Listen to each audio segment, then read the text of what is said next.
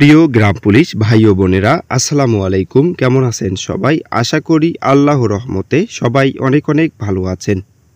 অবশেষে কিন্তু চলতি 2024-25 অর্থ বছরের পরিচালন বাজেট বরাদ্দ হতে ইউপি গ্রাম পুলিশদের দফাদার ও মহল্লাদার বেতনের তৃতীয় কিস্তির অর্থ ছাড়করণ সংক্রান্ত একটি নোটিশ প্রকাশিত হয়েছে। এই নোটিশটিতে কি লেখা আছে বিস্তারিত জানাবো আজকের এই ভিডিওটির মাধ্যমে।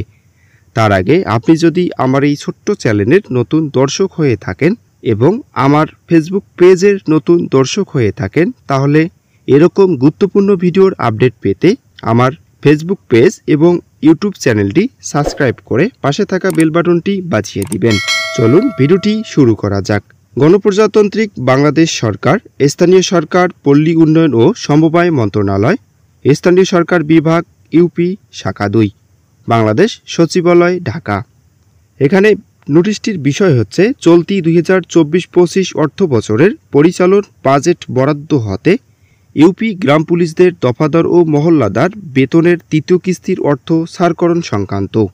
উপযুক্ত বিষয়ের পরিপ্রেক্ষিতে 2024-25 অর্থ বছরের পরিচালন বাজেটে গ্রাম পুলিশ খাতের আওতায় বেতন বাবদ সহায়তা উপখাত বরাদ্দকৃত 210 লক্ষ টাকা হতে ইউপি গ্রাম পুলিশদের দফাদার ও মহল্লাদার বর্তমান বছরের বেতনের সরকারি অংশের তৃতীয় কিস্তি বাবদ 50,02,50,000 টাকা ছাড়করণে সরকারি মঞ্জুরি জ্ঞাপন করছি।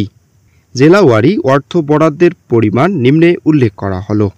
প্রত্যেক জেলার জন্য মঞ্জুরিকৃত অর্থ উত্তোলনের মঞ্জুরিপত্র সংশ্লিষ্ট জেলা প্রশাসকগণের নিকট জরুরি ভিত্তিতে প্রেরণপূর্বক অবহিতকরণের জন্য অনুরোধ করা হলো। এখানে আপনারা দেখতে পাচ্ছেন ক্রমিক নং, বিভাগ, জেলা, বরাদ্দের পরিমাণ। এখানে কিন্তু বিভাগ, জেলা সবকিছু দেওয়া আছে। আপনাদের এখানে দেখে নেবেন আপনার যে জেলা, সেই জেলার বরাদ্দের পরিমাণ কতটুকু। আমি সবকিছুই পড়ে শোনাচ্ছি না, কারণ হচ্ছে সবকিছু পড়ে শোনালে ভিডিওটি অনেক লম্বা হয়ে যাবে।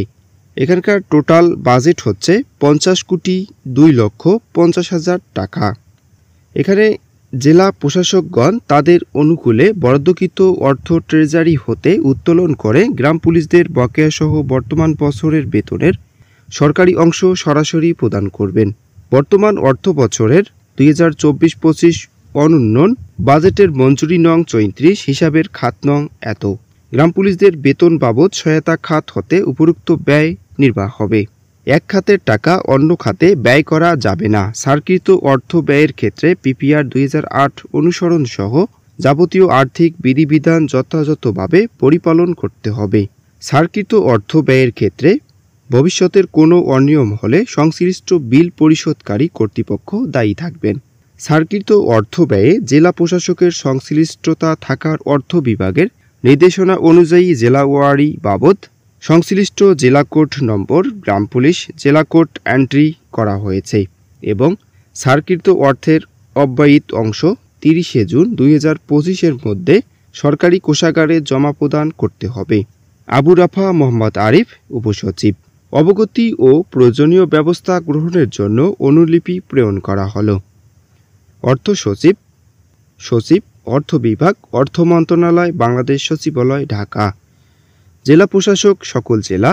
উপসচিব, বাজেট, স্থানীয় সরকার বিভাগ, বাংলাদেশ সচিবালয়, ঢাকা। সচিবের একান্ত সচিব, স্থানীয় সরকার বিভাগ, বাংলাদেশ সচিবালয়, ঢাকা।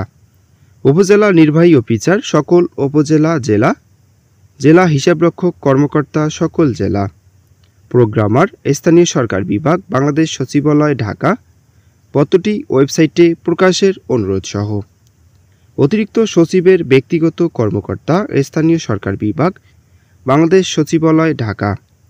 যুগ্ম সচিবের ইউপি ব্যক্তিগত কর্মকর্তা, স্থানীয় সরকার বিভাগ, বাংলাদেশ সচিবালয়, ঢাকা। Office copy. এই ছিল আজকের ভিডিও। আশা করি ভিডিওটি ভালো লেগেছে। যদি ভিডিওটি ভালো লেগে থাকে তাহলে আমার এই ইউটিউব চ্যানেলটি সাবস্ক্রাইব এবং ফেসবুক পেজটি ফলো করে পাশে থাকবেন।